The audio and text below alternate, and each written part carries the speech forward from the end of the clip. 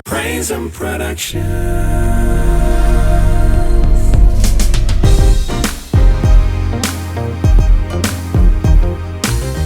Yeah. What up, fam? This is C.A. Purcell, the Gumbolaya Podcast. Welcome back again. Another episode of Ramblin Ant. Mo Ramblin. We have the holidays upon us still, and mine are going pretty well. Hope y'all are enjoying this season. It's kind of different to spend Christmas in Los Angeles, and I noticed that since I moved here. Yeah, it's cool. It's a lot of people do a lot of Christmassy stuff, but it's not like really cold. You know what I mean? It's cold for us. You know, once you live out here, you kind of get acclimated to warm weather. So, 50 degrees is cold, but it's not really cold. It don't snow. You know what I mean? People not out in the big, thick jackets.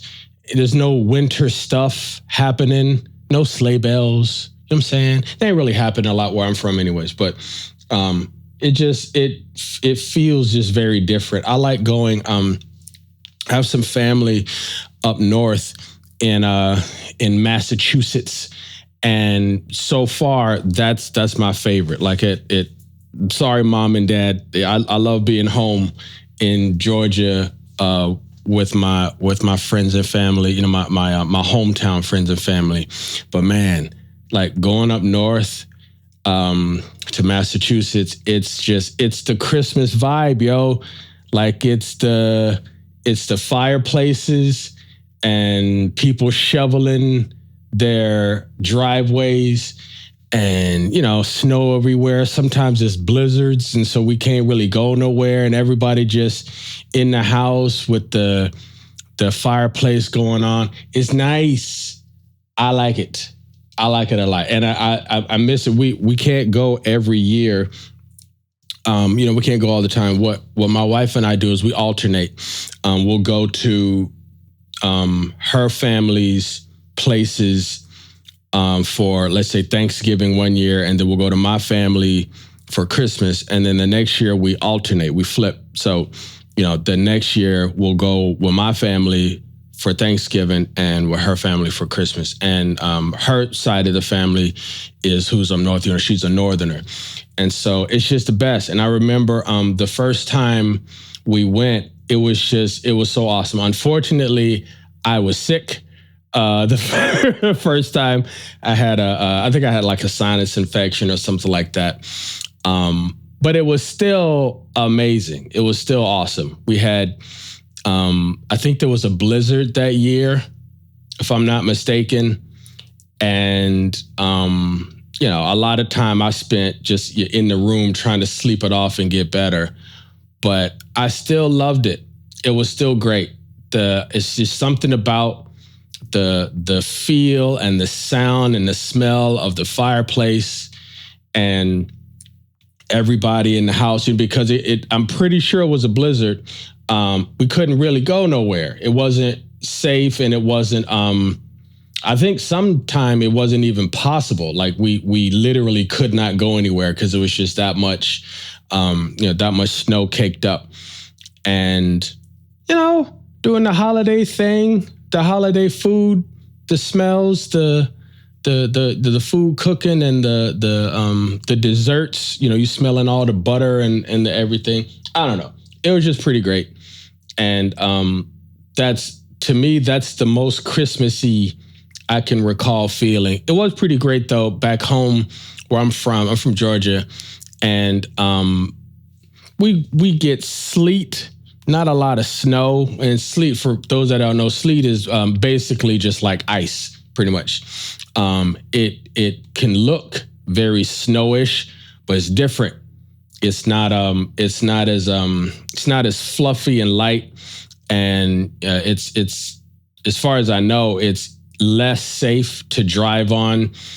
So, creates hazards and stuff like that. And then just also because where I'm from is not a snow place, a little bit of it, I think it snows sometimes, but a little bit of it kind of shuts us down. Kind of like how LA is with rain. Like I I could not believe how much people would go nuts when it would rain, and they were asking if they can drive, and they wouldn't show up to work, and their mood was severely affected. I mean, like legit sadness because it was raining. I'm from Georgia.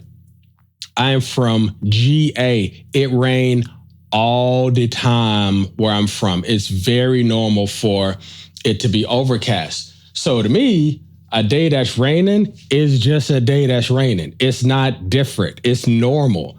So being here, and I remember seeing people show up to work and they were legitimately frazzled because of rain. And I'm like, really? Is the water falling from the sky? Whatever. But everybody has their thing. I was thinking about what to talk about. It was crazy. Is part of the reason why I wanted to do this was actually to not spend so much time thinking. Sorry, these headphones is getting on my nerves. Not to spend a whole lot of time thinking about what to say, but just to kind of let it out. These are going to be called Ramblin Ant. I don't know if I mentioned that at the beginning. I should have.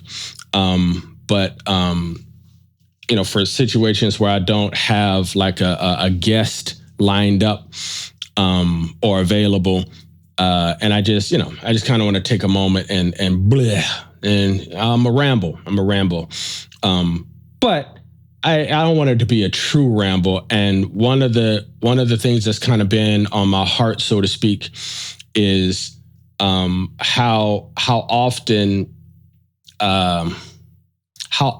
we second guess what we should do depending on how we feel, how we kind of cater our behavior or our language, or even the legitimacy of our thoughts and feelings based off of other people or circumstances. And obviously those things affect us. But what I wanted to do was just maybe talk a minute about and encourage people to understand that your life is yours to live, and spending some time recognizing what lifts you up is a very big deal, because the things that pull you down, in my experience, you can figure that out pretty easily, because it's usually very immediately impactful. But the good things have to often be intentionally pursued. I remember in a sociology class that I took that I really enjoyed, under, I believe his name is Dr. Frazier at Cal State LA. Really interesting guy to talk to. Very interesting and fascinating class. I've always been fascinated with areas of psychology and sociology and some aspects of anthropology, I believe is the right word. Just how people live, how people think, how people interact, how people connect. Is very fascinating to me because of my love of people, and also just my desire to learn and grow myself and understand the things that I can control and the things that I can't, and the things that trip a lot of us up, and how we can help each other with, the things that trip me up might be easy for you. So when I talk to you, you can be like, oh, this is all you got to do, and vice versa. Some stuff that might give you a lot of strain and stress and heartache might not be a big whoop for me. And one of those areas that came up recently is the idea of allowing yourself to be yourself. And I hope I can make this make sense, because I think it would really help people who haven't really spent much time thinking about this concept. And one way to think about it is how much pressure you might feel, or you might see other people deal with whenever they feel like they are expected to have a certain demeanor as defined by somebody else. So dating is a very good example. How often have you felt, or how often have you heard somebody else talk about the struggle and the stress that they have in a relationship because they are not happy having to deal with a person either in a particular way or sometimes at all or whatever, right? And so as an outsider, it's often very easy for you to see in somebody else. It's like, well, if you don't want to talk to that person, why are you talking to that person? If you don't feel good when that person talks to you, why are you talking to them, right? And a lot of us don't want to be mean, and you don't want to ostracize somebody and make them feel rejected, right? However, it's your life. It's your life to live. And there is a lot of room on what I would consider to be the healthy and loving path where you don't suffer from the guilt of needing to acquiesce to someone else unless you choose to, right? I do think there's a significant value in choosing to give of yourself for somebody else's benefit. I talked about that a good bit in the last episode, specifically about reaching out to other people during the holiday season, because so many people have a really tough time during the holidays for a lot of different reasons. So, you should reach out and show love and check in on people. And that is for their benefit. It also gives you the benefit because I don't know if I mentioned it in the last episode, but something that often happens is you will realize that what you are dealing with doesn't feel as heavy when you are confronted with someone else's weight that might be very different or even non-existent for you. For example, I used to do a lot more missionary and outreach ministry where, I'd be going to prisons and ministering or counseling or leading praise and worship, or even just supporting praise and worship, or doing the same thing at homeless shelters or trauma centers, and places where or youth centers and things like that, where people are going through a tough time in life and they're in a place to be assisted, right? And you go there, you give a little bit of your time, and you see the path that someone else is on, and it gives you a reality check. And sometimes you can see a connection and you can relate to something else somebody's going through, which is very helpful. But then oftentimes you just get a chance to kind of see that you tripping. Like you might be really over exaggerating something that might be legitimately difficult to you in the moment. And then you see somebody that ain't got no food, right? You home stressing, shoving food into your face, and you upset because of something that happened. It might be legitimate, but it feels a little different when you got to think, well, what if I was going through what I'm going through and I'm in this person's situation and they ain't got no food? They got to come to this place to try and get a meal, right? So that helps. But going through the process of kind of identifying how you feel in a relationship with someone, interacting with someone.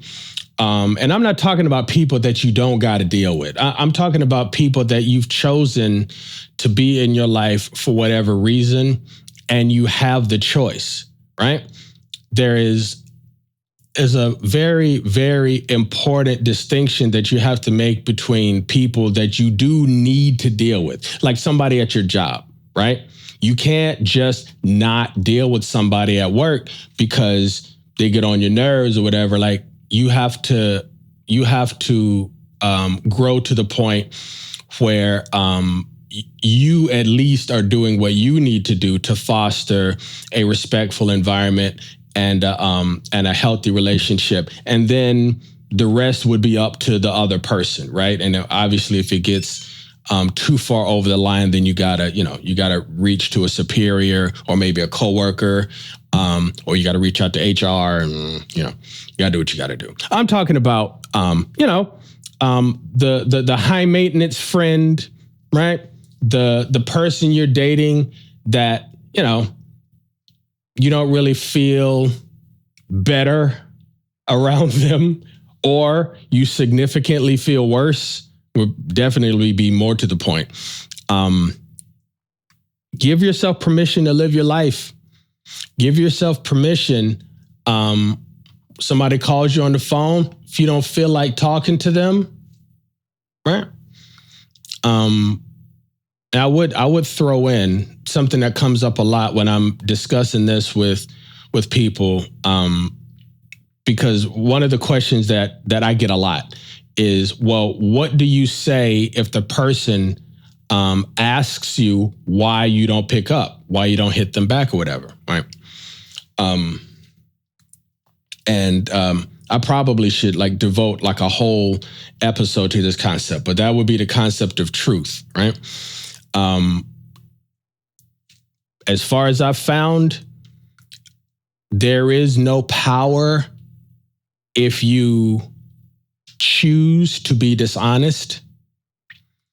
Everything then becomes a matter of what you can control. And the older you get, the more you'll learn you can't control much in life. You can control what you say and what you do, but not much else, right? So if someone is challenging you on why, you know what I mean? Somebody's asking you, why don't you pick up and, why don't you call me back and yada, yada, yada. What I think is best is to already have given yourself time to process, right? Somebody hits you up, you don't want to talk to them, there's a reason, right? You choose what to offer. You don't have to say anything you don't want to say. You don't have to do anything you don't want to do. I would definitely say never lie to somebody, because you're doing them a disservice, and you're also doing yourself a disservice, because you are strong enough and you are able to tell the truth in love. And if you don't know how to do that, seek it out. Talk to people that you believe have that ability, that you never feel like are behaving from a bad place in their heart. If there's somebody in your life, if you don't know, you hit me up and I do my best to respond. I actually did get a lot of text messages and Facebook messages from people that saw the previous episode, and I think I'm almost through all of them. So, if you do hit me up and I don't respond back, feel free to keep hitting me up, and I'll respond as quickly as I can. But the point being is, seek that out. Seek out how to be able to tell the truth in love. And also remember, nobody can force you to say or do anything you just don't want to do. This is your life. And that's the point I'm trying to get to, is you choose who to engage with. You choose who to spend your time with. If you're just kind of getting to know somebody and it don't really feel good, you can find a loving way to say that. And I'm not going to give specifics, because it really just depends on the situation.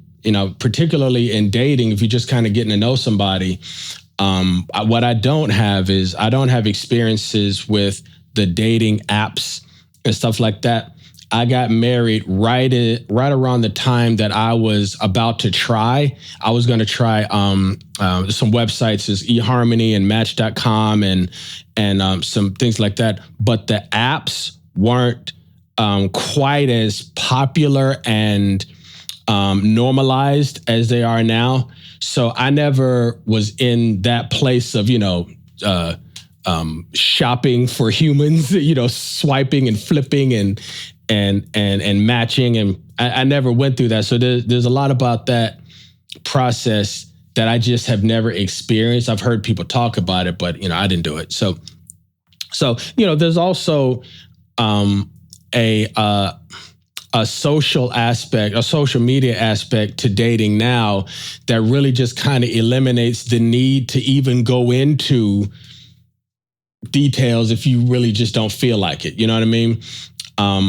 But what I'm getting at is the fact that I think making those decisions for yourself helps you find the words to express how you feel when you choose to do so. It's always your choice.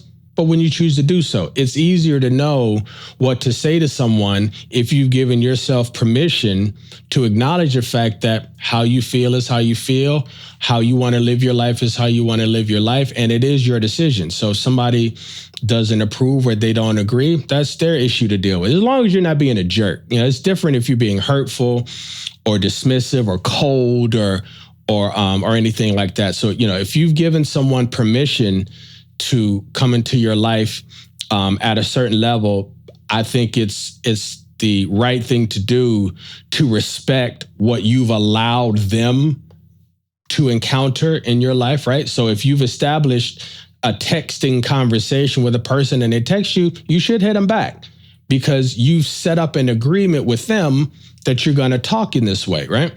But if you're in casual situations where you don't really feel any type of responsibility to somebody, it's still your choice. And that came up because someone contacted me recently talking about the weight they feel around the holidays regarding family, because an ex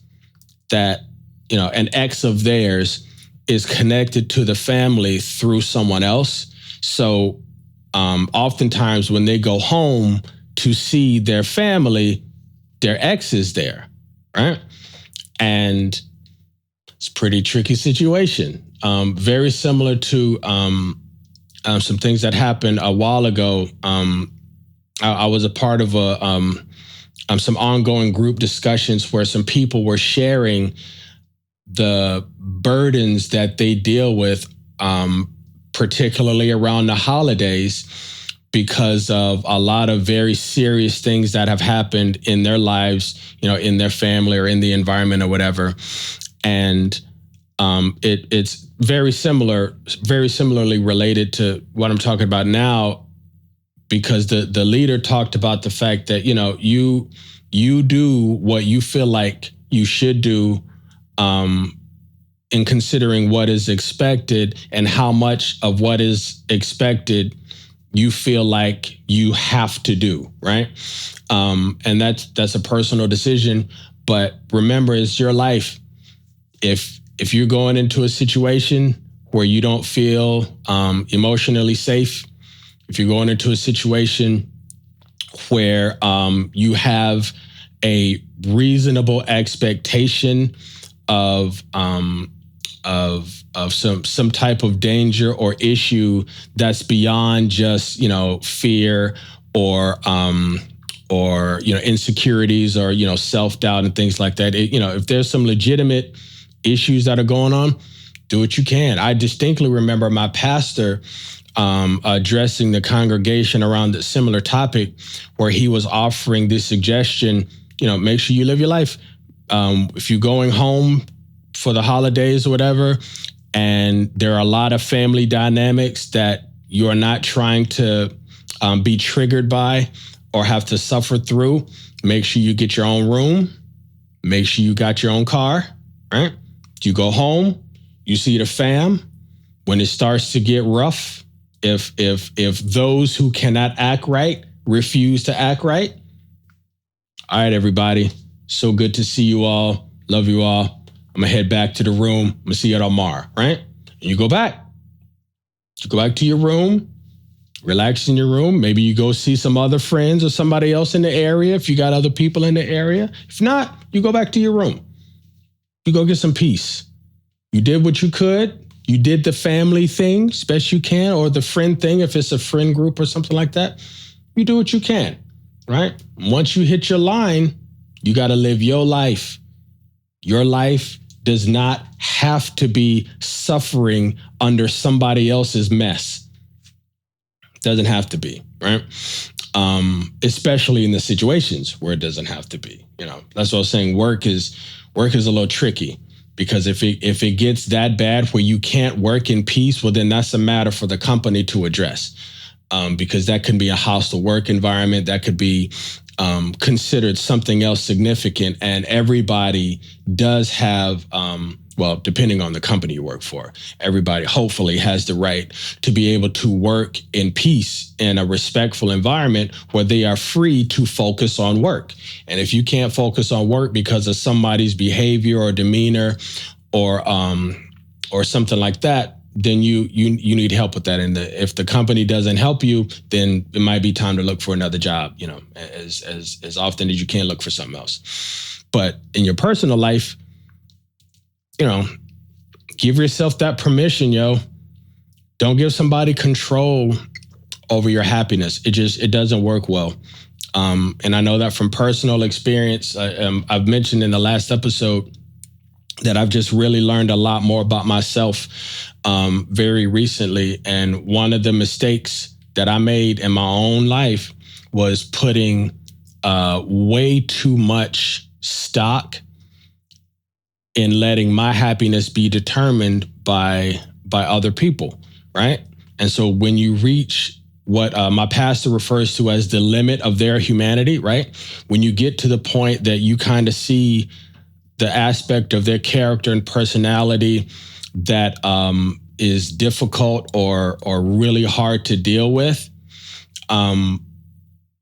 what you've established within yourself is what's going to remain, right? Because that part of your relationship is changing or has changed, right? Or you've just become aware of what always was the case, right? There's a lot of things you'll learn about yourself through revelation and relationship where you find out things are not what I thought they were, right? This person is more than I knew or less than I knew or just different than I knew. This aspect of me that that's in conflict with this other person could just be a thing with me that I got to deal with that I didn't know I had to deal with, right? But once you reach that point, your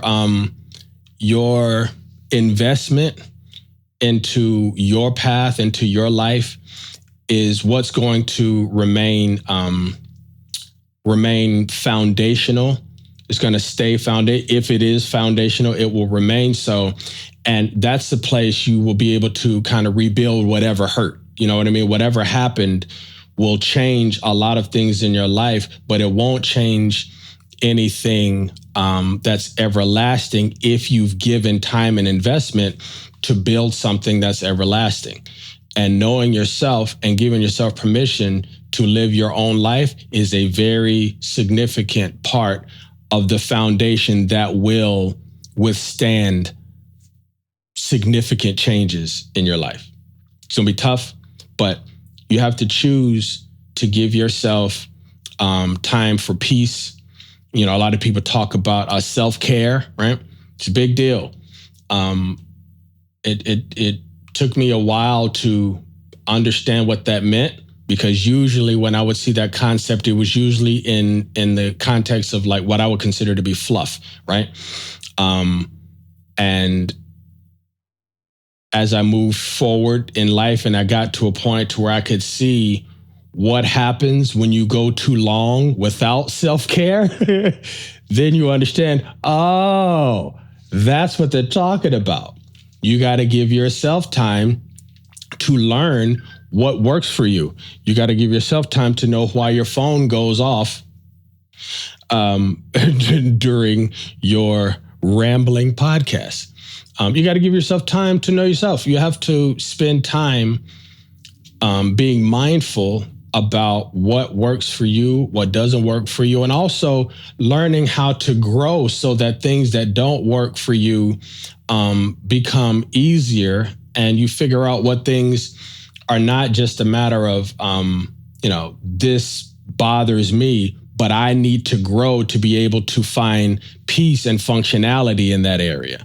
Does that make sense? That might be a little complicated. You might have to text me, or I might have to do like an additional video on this. But point being, you have a gift, and that is you have a sound mind. Even those of you that might severely be struggling with the soundness of your mind. there's still a part of you, if you're able to understand anything I'm saying right now, there's a part of you that has a stable level of cognition. Otherwise, nothing I'm saying would make any sense. So if even a little bit of it makes sense, then you have some stability within your mind. All of us have different levels of physical health and mobility and whatnot. But what you do have is a gift. And my encouragement is simply to be mindful of that gift, be grateful of that gift, and make conscious decisions to keep that gift at the forefront of how you live. You have a life. You have time, right? Even if your time is saturated with a lot of have-tos, right? I have to do this. I have to do that, right? It would be a lot harder if you had have-tos and you couldn't do it. You know what I mean? There's an analogy. I remember reading an analogy about these two kids. I think there's a video of it online. Maybe I'll see if I can find it. But there's a video of this kid who was very, very sad because he was poor. And he made a wish when he saw another little kid who was sitting down, and the kid had on really nice shoes. And, you know, the original kid is looking at the shoes like, man, it would be so nice if I had those really nice shoes. And, you know, the camera shows his shoes, and I think he was barefoot, or his shoes were awful or whatever. And so the little kid makes a wish, and the wish came true. And the wish was to be able to switch places with the kid that had the nice shoes. You know, he was saying, if I can have that, I'd be so much better, be so much happier, right?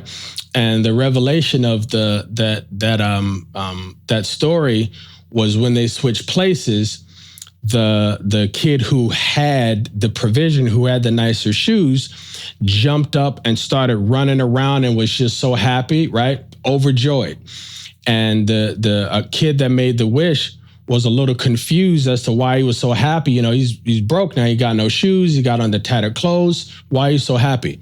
And so the wishing kid tried to get up to go ask the kid, you know, why are you so happy? And the kid couldn't get up. And the camera kind of pans down and shows the nice shoes and was going, I can't get up. And then the camera pans back and he's in a wheelchair, right?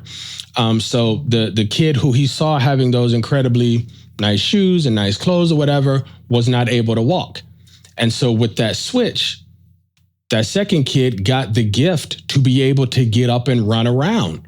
And the point of the video was to show you have to be grateful for what you do have, because the things that you don't have might not matter if you didn't have what you do have. It's just different. You know what I mean? Not to say that someone that is physically challenged, or I think differently abled, I think is the new term. Not to say that, you know, that's in and of itself is bad, but the point of that video was to show the comparison to where the wishing kid saw, you know, these shoes and having nice stuff as being the win. And versus the other kid that had those shoes didn't care about it. He wanted to get up and run around and play. And, you know, we're all blessed with life. We're all blessed with the ability to enjoy what we can. We all have our struggles, but live your life.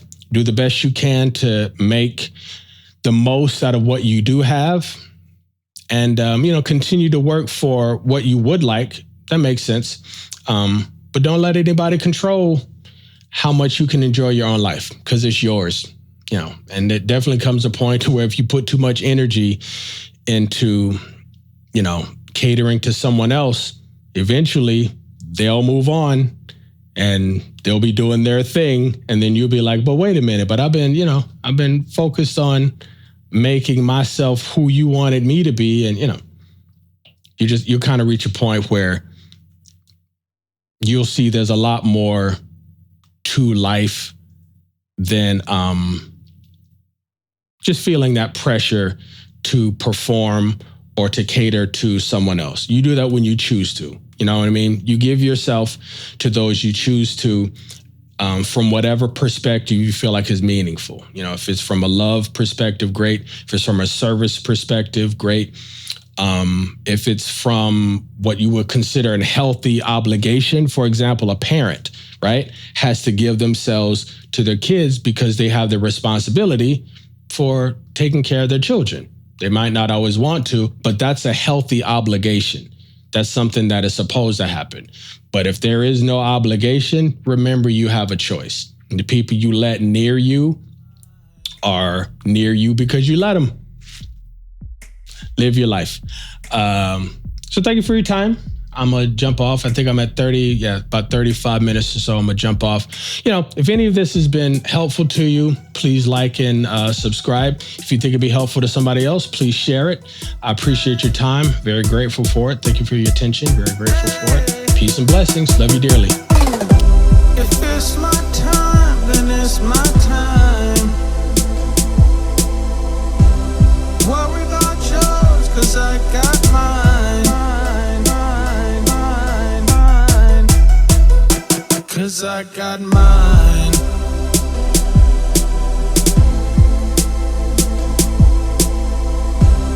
Worry about yours, 'cause I got mine. 'Cause I got mine. Praise and production.